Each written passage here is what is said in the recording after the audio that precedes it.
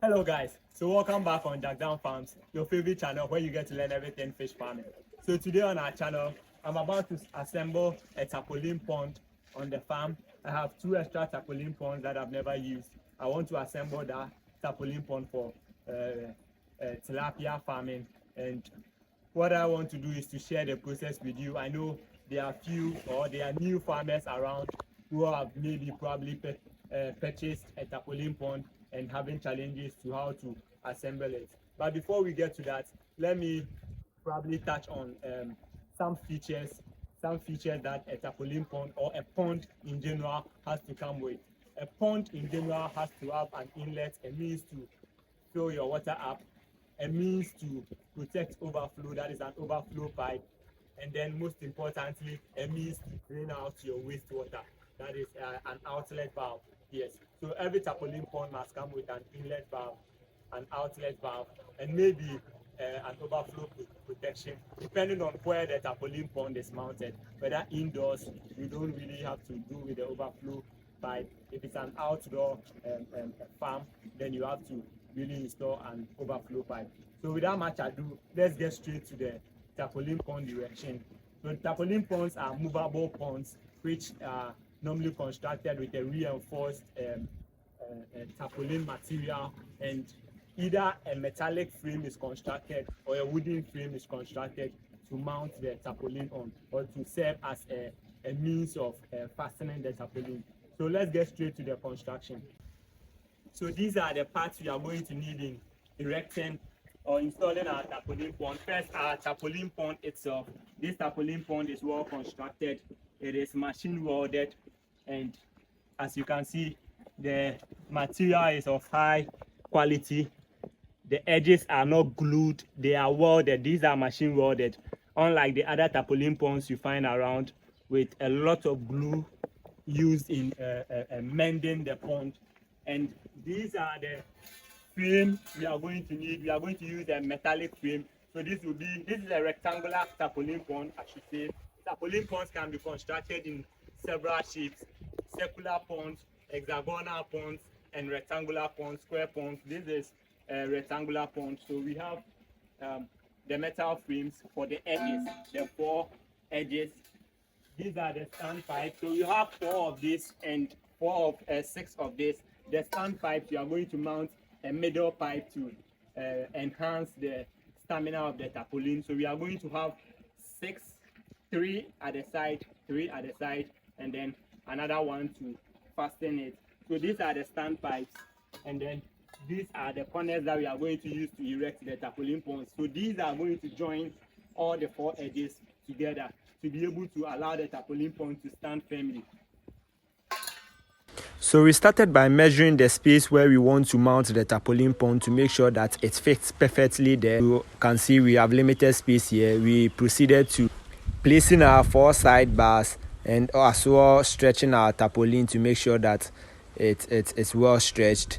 Thereafter, we proceeded to splitting the end, that is the angles, sharing it among the edges. I think we had four of them. We had to place them, make them all in place before we start passing our sidebars through the tarpaulins.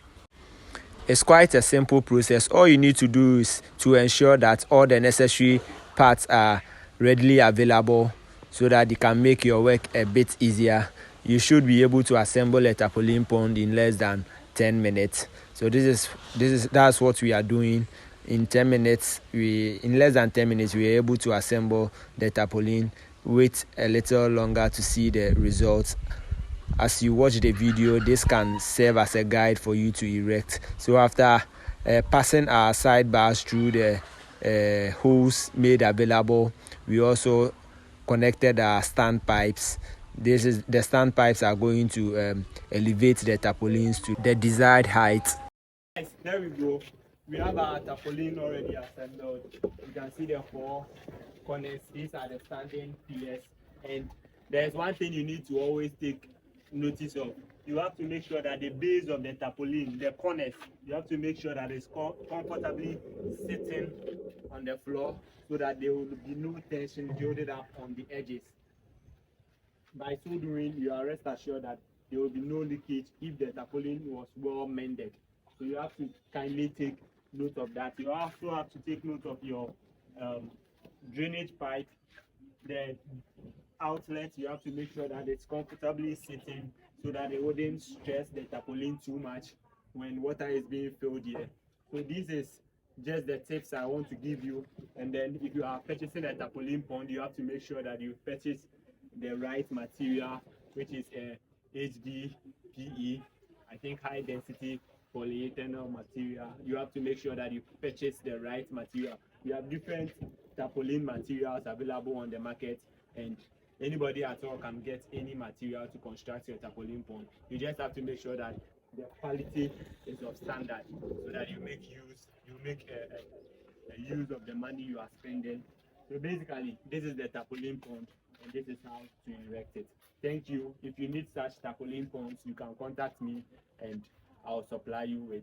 This is a 10 by 10 feet tarpaulin pond, and it's going out for a cool price. We have other tarpaulin ponds for poultry supplementary feed like Azula. Let me just turn the camera and show you what I mean. This is an Azula pond which we've used tarpaulin to construct. So this pond can hold aquatic plants like Azula, duckweed, wolfia, water hyacinth, water lily. If I talk about aquatic plants, I mean plants that we use to either treat pond water if you are using a recirculating aquaculture system, or basically mostly we use it to feed our fishes. So this is water hyacinth, and we can use this to culture it. Let me show you an example of a culturing pond. This is a typical aquatic plant pond, supplementary feed pond. In this pond we have duckweed, we have Azula, we have the water hyacinth here. So this is basically constructed using a wooden frame and this polythene material, but this wouldn't last you as this tarpaulin pond will last you. This is a 10 by 10 feet pond which is going to be used to culture Azula. I think I'll make a video when introducing the plant here. So with this pond you can harvest something meaningful for your fish to reduce your production cost. I can tell you, you can go about 40% reduction in your production cost if you can construct about 3-4 of this, depending on your farm capacity, your fish, your stocking capacity as well. Yes, the number of fishes you have on your farm. So if you can construct these 3, it will help you reduce your production cost by reducing your feed cost. As you can see, we have these plants all over here. This is what we fall on to reduce our production costs. Feed are very expensive, and you need to make use of whatever opportunity that you have, whatever space that you have, to try and then bring down your production costs. So if you need supplementary feeders, so Azula, duckweed, wolfia, water hyacinth, water lily, which is mostly common in our rivers, our lake, you can just call me and I'll deliver. So kindly do all to like the video.